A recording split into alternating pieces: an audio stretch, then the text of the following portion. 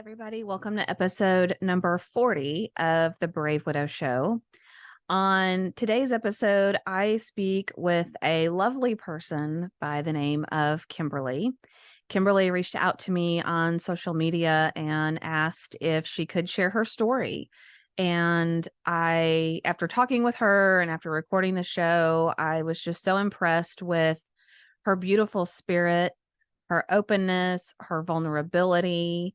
She even told me before recording the show, like, you can ask me any gut-wrenching questions that you have, because she's been through a very terrible and somewhat difficult circumstance to imagine, as any of us have who have lost a spouse. But Kimberly lost her spouse to suicide and struggled with that very soon, even after initially getting married. She was only married to her spouse for 4 months and 10 days, which very difficult to wrap my mind around the experience that she's had. And so she's had a lot of struggle with that. And I just really commend her for the things that she's gone through, being open and willing to get on a video podcast and share that story, and to be able to say just less than 2 years later that God is still good, that good things can come out of tragedy, and to want to be in a situation where she inspires and encourages other people. I think that says everything you need to know about this lady. So let me introduce you to Kimberly. Kimberly is a widow living in Minneapolis. Her husband, a school principal, died by suicide 4 months and 19 days after their wedding. Kimberly's hope is that others who are walking a similar journey of love and trauma during and after loss will find an ally and will find hope. And she wants you to know that you matter. When she's not scrolling on Instagram, which she sends lovely voice messages on Instagram, by the way, she's teaching or watering flowers, and you can find Kimberly on Instagram. I will put the link in the show notes, but it's hopefully _Kimberly, and you'll find some good info on there. So let's dive in. Hey, everybody. Welcome to another episode of the Brave Widow Show. I am so excited that I have Kimberly here that's with me today. And Kimberly has a very interesting story. She's been through unique circumstances, and she has voluntarily agreed to share some of the most challenging and difficult things that she went through. Kimberly, thank you so much for joining me on the show and being willing to be so open about your experience. I really appreciate it. Well, thank you for taking the time as well. And I hope that you and your crew of business people and family are just enjoying your summertime. Yeah, definitely. It's warm here. I know you said it's pretty warm in Minneapolis as well. I think you said it's going to be getting up in the 90s, which I guess I didn't realize it gets quite so hot up there, but hope you guys are staying cool too. But why don't you tell the audience a little bit about your background and who you are, and then we can dive into your story. All right, that sounds great. Hi, my name is Kimberly, and I live in Minneapolis. And I had the fortunate opportunity to meet this wonderful, his name was Brian. His name still is Brian. And we connected over our similar paths of education. He was a principal and I've been a teacher. We were 1 year difference in age, so he had been teaching 1 year longer than me. And we love our profession. He was a dedicated administrator. He worked in special ed. He worked as a teacher. He served as a building leader for quite some time. And he loved his job. He loved the students. He loved the ins and outs of the whole teaching framework, education framework. And I love that about him. I love that passion. And what's really neat about him was that his genius, which I always put passion and compassion together to equate a genius, his genius was just taking what he loved and then what the elements of it that broke his heart in education. He just threw himself into that and trying to be a problem solver for the organization and also for the sweeties, the students and their families that he served. And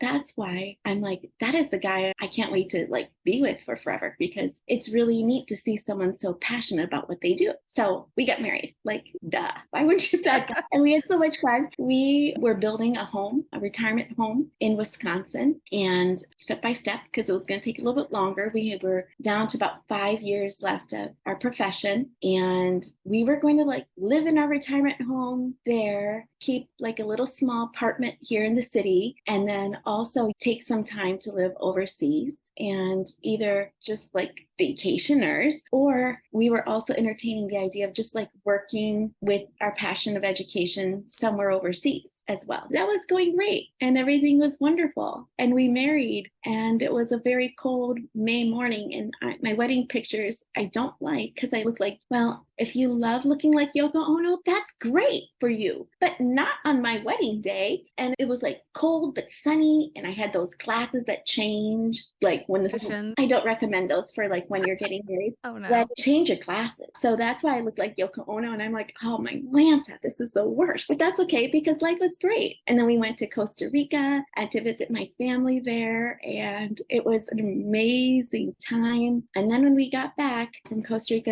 in towards the beginning of July, we had about three weeks before he told me he was suicidal. And I knew that there was work stress going on. He had shared with me a little bit about that, but I didn't really understand. I have work stress too, and I'm sure you do, and I'm sure, dear listener, you probably do as well. That would be strange if you didn't have work stress, but everybody processes work stress so differently, and he internalized it. Thankfully, he journaled a little bit about it, but the rest of it was really internalized. And for him, the work stress was just another layer to an existing iceberg that I did not see the bottom of the iceberg, or even like maybe I guess I didn't see 90% of the iceberg. And it was just the icing on the cake that spun him in a different direction of which he never recovered from. So do you feel that when he told you this after being married, it was something he chronically had struggled with, or it was something recent that popped up for him? And did you feel like, well, why did you wait till now to tell me this? What had to be going through your mind? Yeah,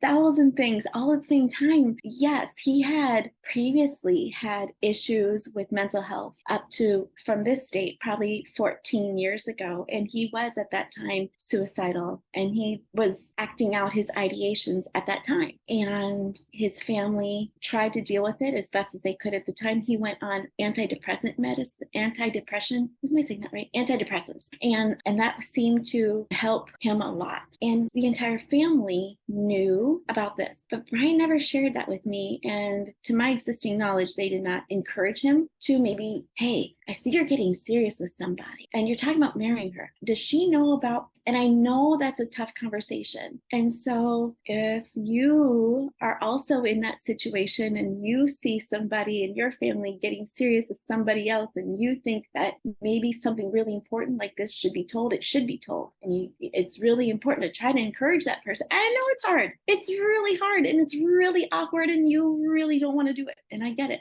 But I wonder sometimes if that would have been a difference, if that would have changed something. Yeah. And do you think that maybe it would have changed your mind, maybe not, but you could have been better prepared, or maybe sought to better understand how to best support that person? Okay. Because when I found out, I can only describe it as like that, a massive like deer in the headlights experience where you're wondering, what just happened? Like, we just got married 6 weeks ago. 52 days went between when we married and when he told me he was suicidal. And then he told me he had not been taking his medicine. And I'm like, so he shared with me at that time that he had stopped taking medicine when we started dating, which makes sense because your body has different hormones, endorphins going through it. When you're dating somebody, you're like, oh, I feel so good. This is great. I don't need my medicine. Right. And I get that. And I understand why he did it. But if you're supposed to be taking something that is helpful for you personally to get through your day to day, continue to take it.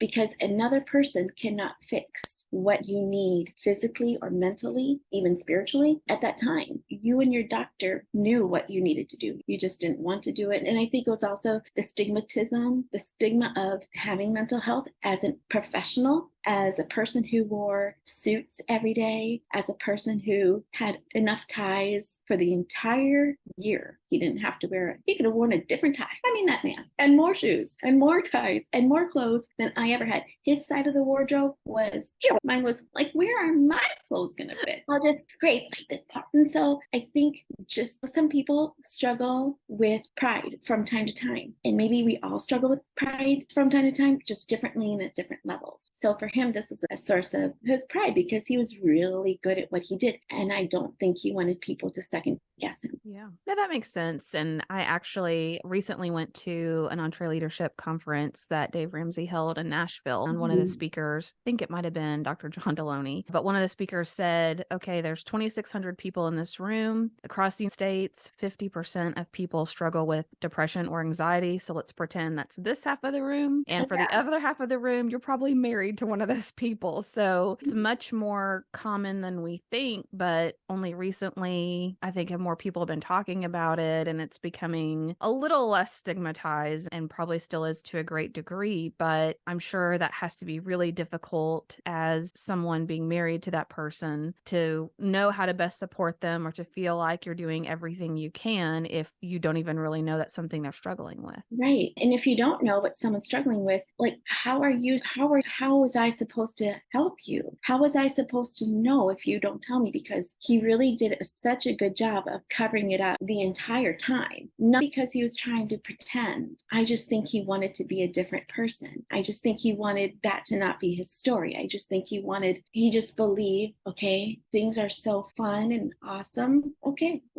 I'll be fine. But then came, and in education, I don't know how, if your children personally were in school during the COVID experience, but it was torture for teachers. It was torture for administrators. He and I started and stopped school 7 times in one school year, and come home, go to back to school, separate the classes. You can only eat here. You can only play at the recess over here, but you have to play. And there was all these whack situations. Then he got COVID, and that was hard. He had hard COVID, and he had pneumonia on top of that. And his mom died during COVID, not from COVID, but during COVID. And it was just like layer after layer of like, what the actual heck is going on? And so I think he was internalizing it. And the only thing that I noticed over the course of us dating, and then up to 6 weeks after our marriage, was that he was slowly sinking into more of a very solitary moments. He would love to sit outside just by himself. He loved nature. So that made sense to me. And I knew that he missed his mom. So that made sense to me, but it was more than that. Yeah. And you mentioned something earlier that I think is a really good point, and I'm curious if you struggled with that as well. Of another person cannot fix someone else. You can't save someone else. You can't want them to get help more than they want it for themselves. But was that at any point something you struggled with, and thinking, I could have done more, I could have said more,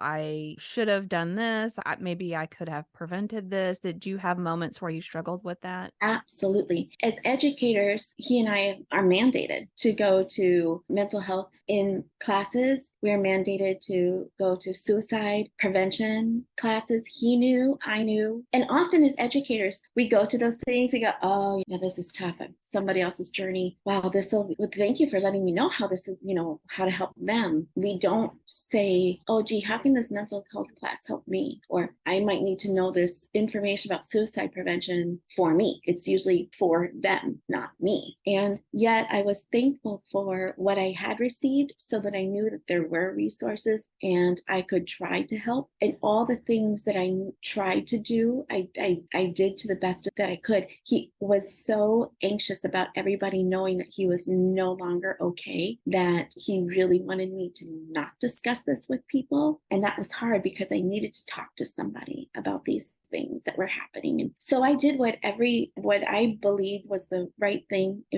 I asked him point blank, what are the ways that you're trying to die? What are your thoughts? What are you thinking here? And he shared with me a variety of ideations, and you have to just sit there and like an out of body experience. And at that time, I love him. I was scared for me. I was scared for him, but I love him. And I had to sit there both as a wife and as a caretaker and as a therapist and as a pastor and all these things that I just was trying my best to do. And so if he shared with me something, I would try to take care of it. Like if he shared with me that knives were giving him anxiety and ideations, I took all the knives out of the house, all the knives, and I hid like one sharp knife. And the house is sold. I guess the knife is still there because it was well hidden. If you live at that place, look underneath the pantry.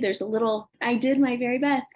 There's a nice knife hidden away in the pantry in this house. For that nice knife. I took away ropes. I took away hoses. I took away ties. I took away bungee cords. I took away the keys to the motorcycle because that was an issue. We took away guns and ammo. We took away sharp implements as much as possible. But again, we were talking about a guy who had every tool known to mankind, because I think in another life he wanted to be Tim the Toolman Taylor. And the garage was just loaded with all these tools. It was impossible to create a safe home. And I said, hey, the next step for us is just to become Amish. That's it. Was there a point, right? Was there a point too where it was frustrating where you're like, I just want to live a normal, I say normal life in quotations. Everybody else gets to have. That was the thought that went into my head. Everybody else, every other wife who just gets married gets to have whatever it is that you think that you should have. And that I have to not say that to myself and not believe that lie. I have to learn to tell myself the truth, because if I don't, I'm just not going to be okay. And so I have to instead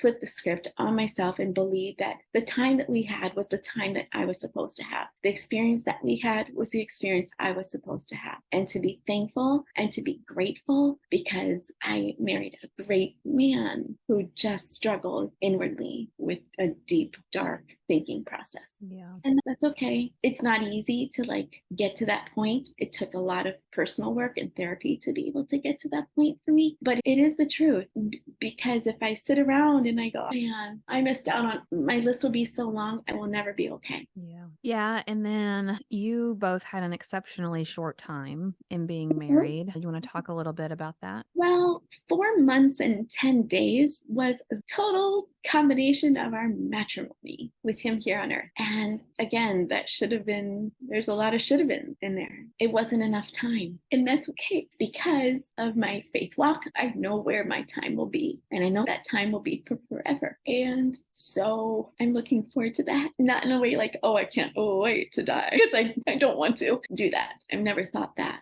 I just know that when that happens, everything that was wrong will be okay.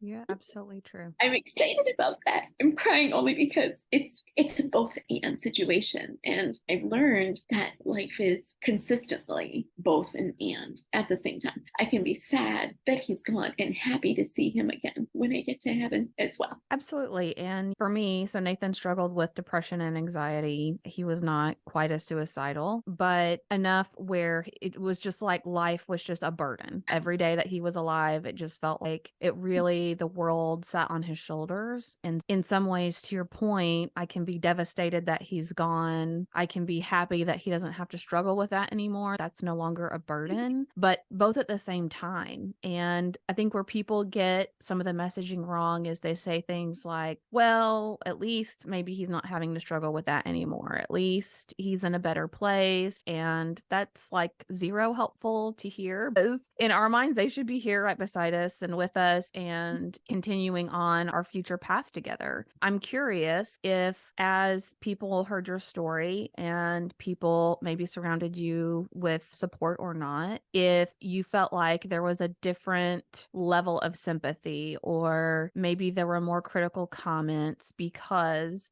of how he died, or if you felt like, nope, I got the same full support as probably anyone else gets. No, it was because of the short window of our matrimony. There were family members who did not believe that I should be legally counted as his wife, if that makes sense. that was hard because it involved a lot of legal things that to me at the time seemed insurmountable and sad all at the same time. And it was hard because I wanted to honor him. And I know that honoring him means doing my best to move on with his family members, including his two grown children, but they were grown only to the point of early 20 at that time. And so for his, as it should be, because they were his children, it was hard for them too. But then the way that it flipped over to me was, you're not really his. So here's the marriage license. What do you? Yeah. And were they supportive of you both when you got married, or was that something they struggled with even then? They believed that their dad should have asked permission to marry me, even though they're adults. All sorts of things. And I hesitate to really speak to their sentiments and feelings, except for that is what they shared with me.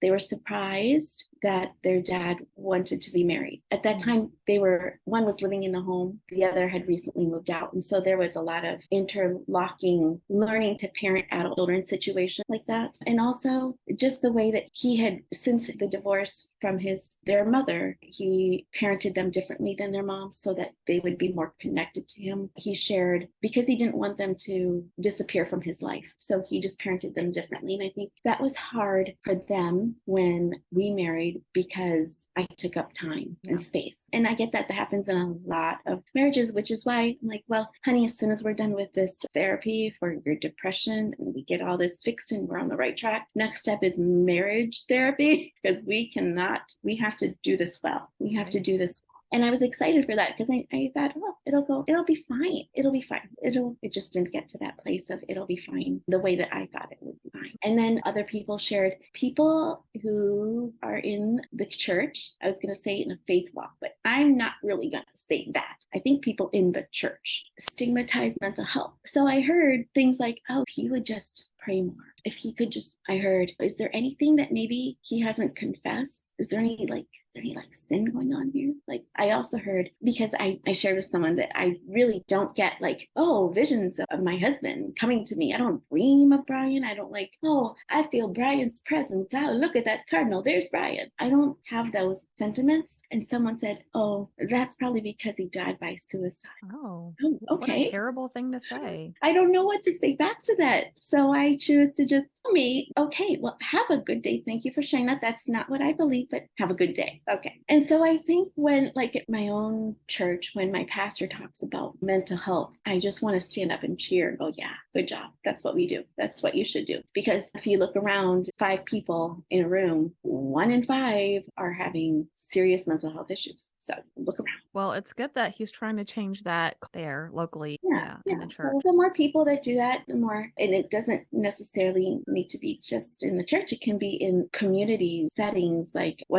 government settings or education settings. You have this notion that you have to have it all together if you are in a spot of leadership, and you don't have to have it all together. And I think that if you pretend you do, eventually you get found out. You can't pretend that long, I don't think. Yeah. So talk to us some about what happened after. So I'm imagining there's that initial shock and you're just trying to survive those first probably few months or a year. You're just trying to figure out what life could even possibly look like. But what was that like, and what have you been doing in that time? Because it seems like you really have a heart for helping other widows who have gone through some of the same things. It's a blur in a beautiful way. And I think maybe brain fog or brief brain, it's a real thing. It reminded me of pregnancy brain, where you're like, oh, I don't know. I don't remember what happened 2 days ago. What happened 2 days ago? I think that in a way, our brains protect us from a lot of things that are hard to get through, but then our with itness, for me, looking for strength outside of myself, in my parents or my best friends, in my own personal walk with God, that helped me to get through it. But there are things that I'm sure happened, but I'm not really sure how everything happened. I know that, I had to sell the house.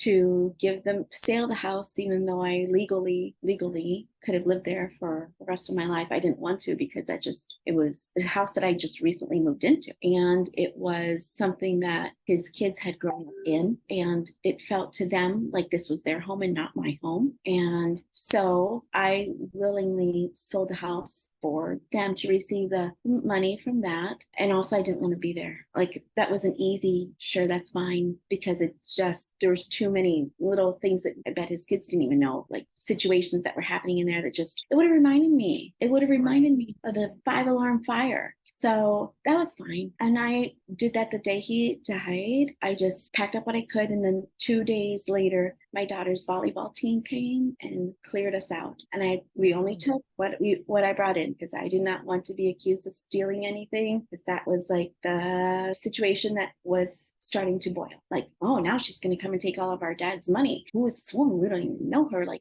she just came into our lives in the past 2 years. So what exactly is happening? I didn't want that. And it wasn't how I wanted to live my life. It also wasn't what I wanted to be part of the story. Did that, and I rented a house, and it was a great house. I'm not too far from my parents, and just try to put the wheels back together. I had moved where I was working. I moved to work closer to in his school system, and I could not stay there either, because his thumbprint was all over everything, because he had been there for so long. Everybody knew him. Everybody liked him. The person that I worked for, my administrator, was my husband's best friend. That was hard. Everything was just a challenge. And so I just gave myself little signs along the way. I need to mile marker signs. I need to get to, okay, now I need to do, okay, now my next step is, and that seemed to help a lot better. So I knew the day that my husband passed away, I knew I was not going to return to that district. There was no way I could, like, in my own soul. Legitimately, I could, but I just mentally, that was not going to be the right choice. And so then I had to just find a different job, and it was a lot. But then time rolls on. I learned to just take care of my own self first. And I know that's really hard as a widow. And you know that as well. You have to take care of yourself first, even if you have young children. My children are now they're all out. At that time, my daughter was 16, I think.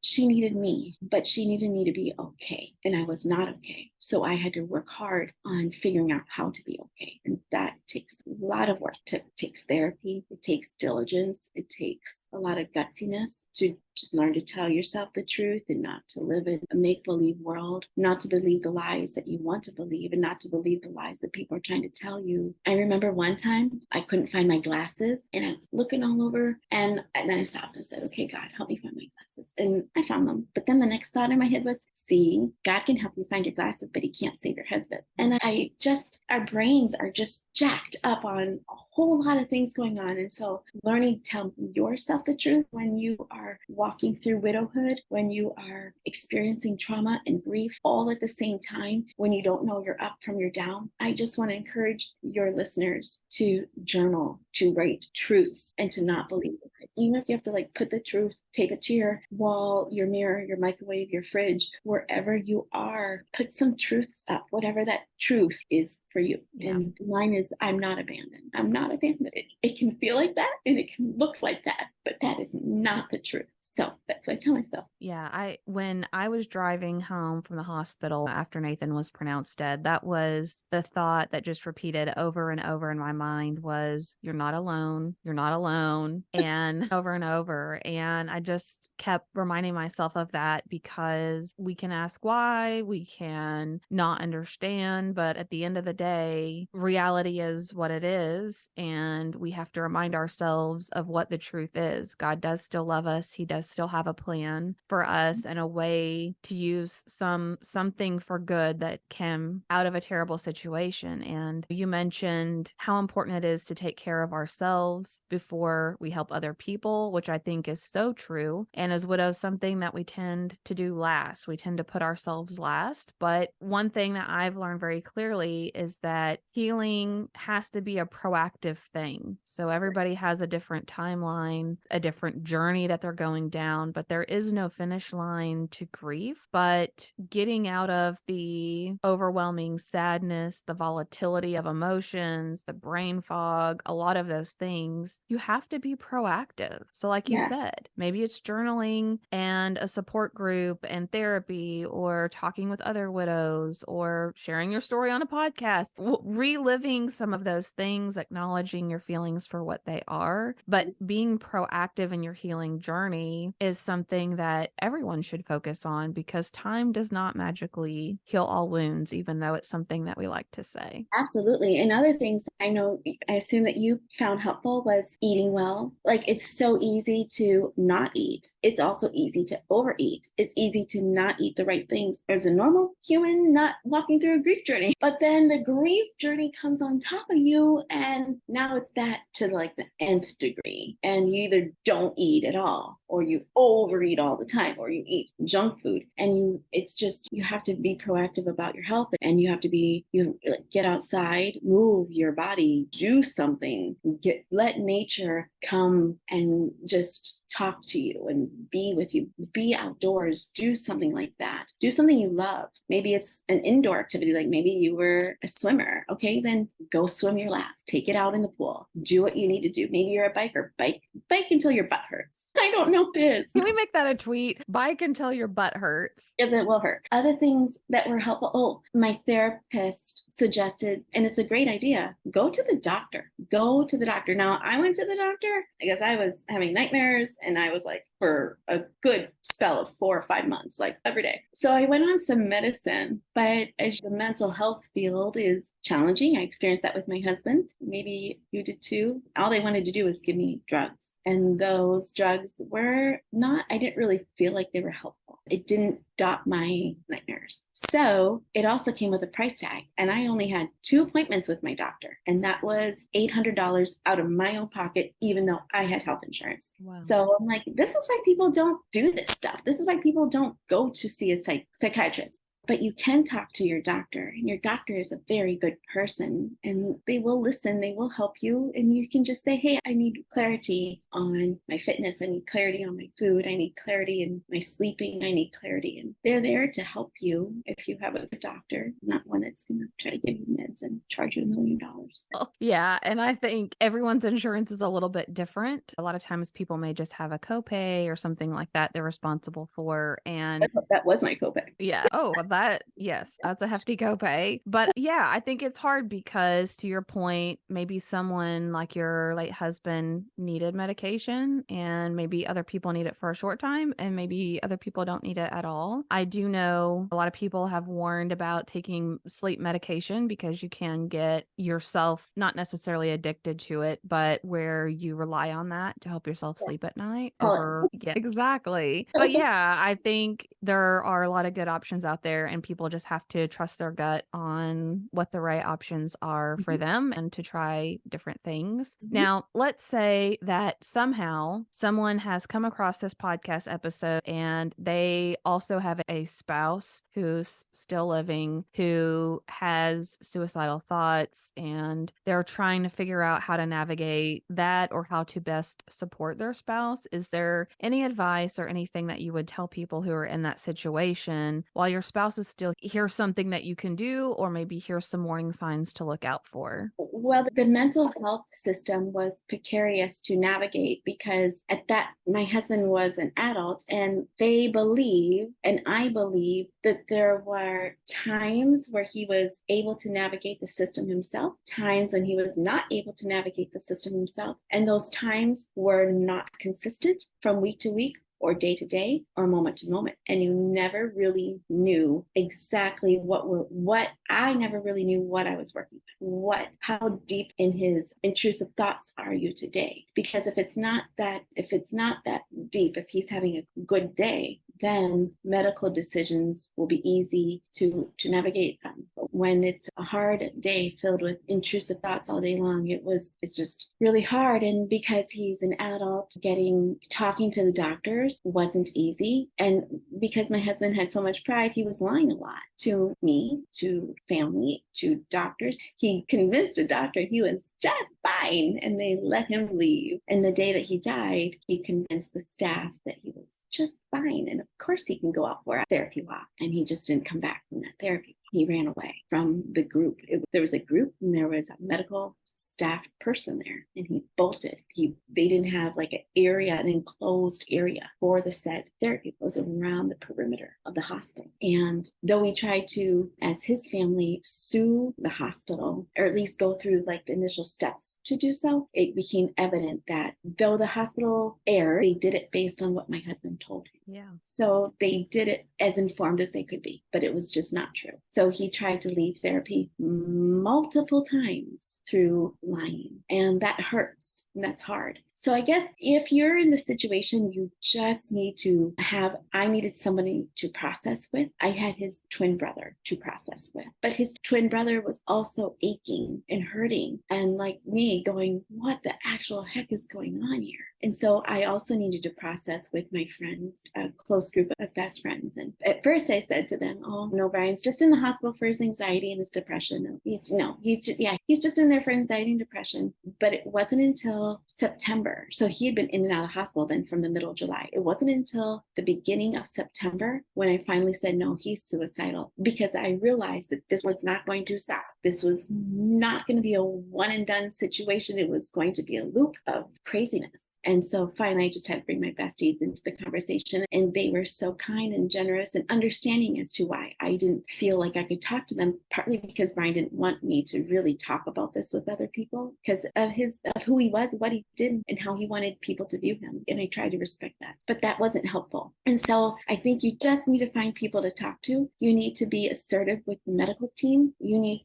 I ask for things that seem ridiculous and I should have been more demanding. I should have used my teacher voice more often. My teacher stare down. No, that's not how it's going to go. Because we asked for things like, would you please take him off all the medicine that you are now giving him to try to get his body to regulate and to catch up? And they're like, no, you're not going to take him off. I wanted him to be off everything and then start to reintroduce things. Right.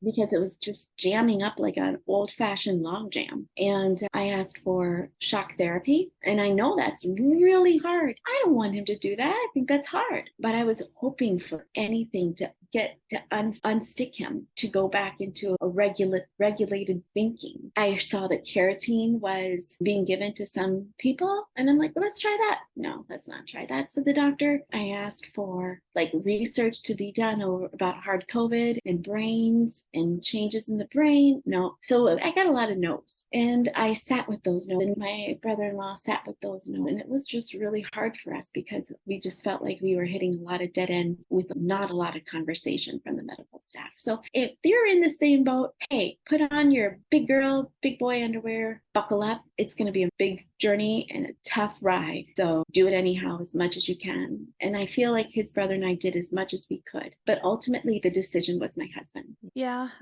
I can't even imagine trying to navigate all of that. And even though my husband was suffering from COVID and pneumonia and that he got put on a vent, and it's hard to know, you might try to get a second opinion, but you also inherently want to trust the medical team that they're making the best decision they can and that they're experienced. And so it's this weird spot to be in of, I want to trust that they're getting the right care. Maybe I need to get a second opinion. I also want to push a little bit, but at the end of the day, we don't know what the outcome's going to be either way. Mm-hmm. Well, so let's see. It's been almost 2 years for you. October will be 2 years since you lost him. And what would you tell people maybe they just lost their spouse to suicide or to a very traumatic death? What would you tell people to help them in their healing journey? And what advice would you give them as they're trying to get their feet underneath them? It's hard because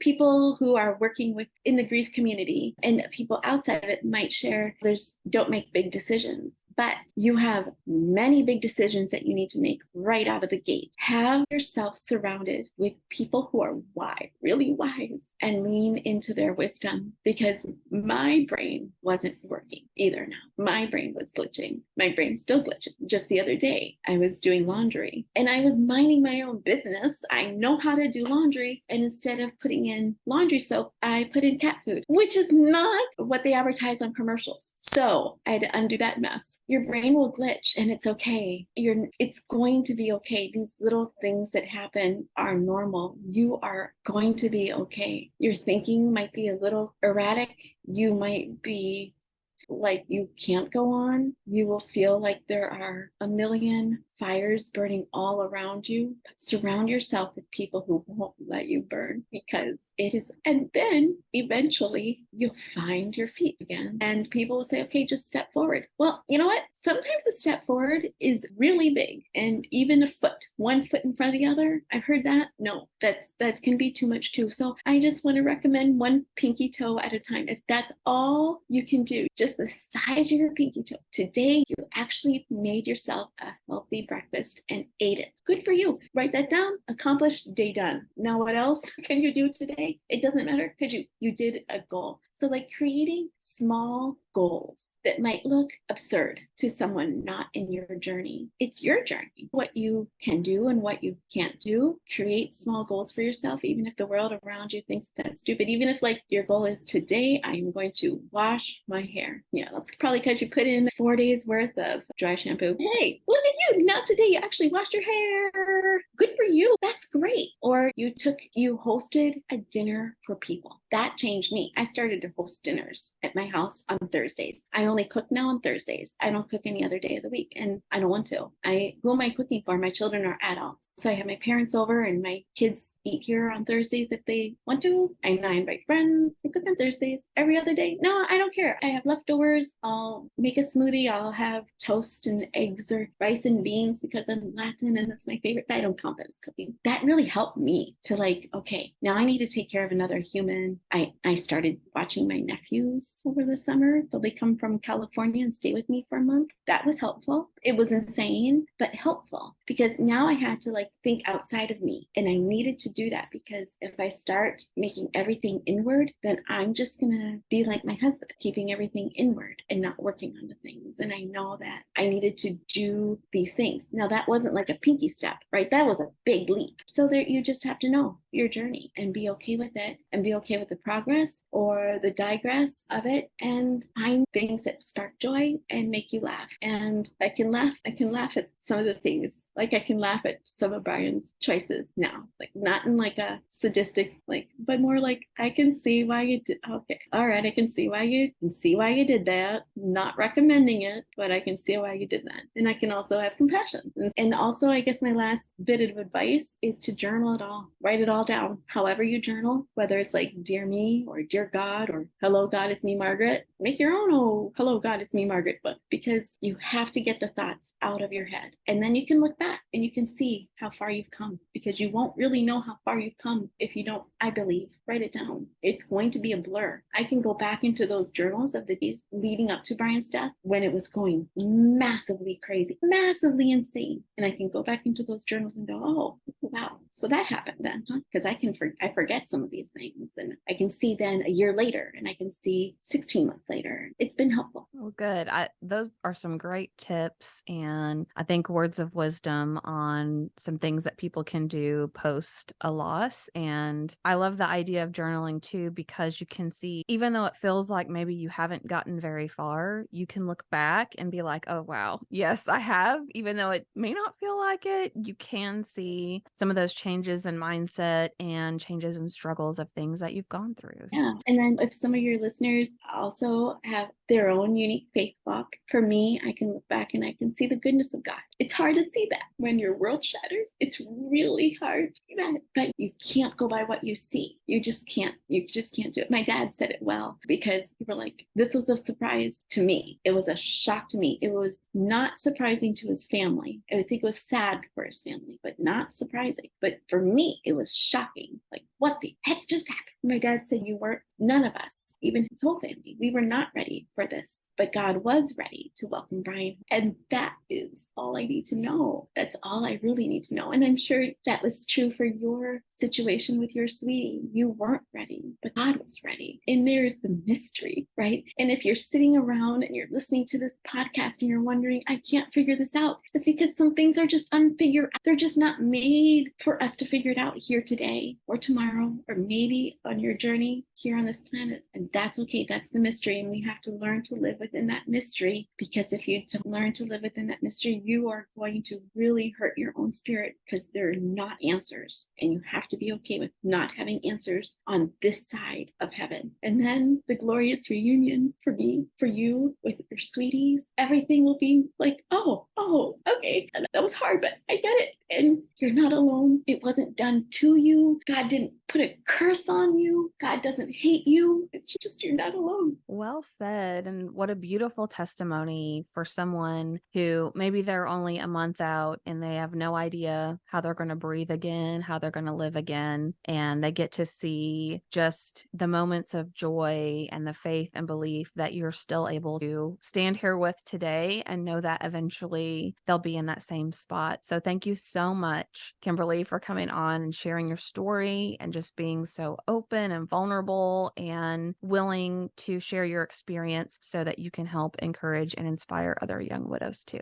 Thank you. And I think it's really neat that you have this platform that can speak truth into people's lives in a way that's gentle and in a way that's loving, because that's what we need. And our culture is not very good at talking about these things. Like, other cultures are good, much better at this than we are. They have rituals that are past the funeral, right? They have more dedication of time to the journey, as opposed to, oh, your husband died, you'll be fine in a little bit. She'll be fine in a few months. It might not be fine in a few months. That's why you need to listen to podcasts and read good books and surround yourself with people who love you so much and will protect your heart and your mind, and do it for yourself too. Yes, a good community can really go a long way. I loved how you said surrounding yourself almost with like your own board of advisors to help you, because you lost a lot. You lost your thinking partner, you've lost your own ability to think clearly. And so having people who are in your corner and want the best for you around you can be super helpful. It is. And if you need to cut your hair because you need to be a little crazy, cut your hair. All right. Well, thanks, Kimberly. All right. Well, thank you so much.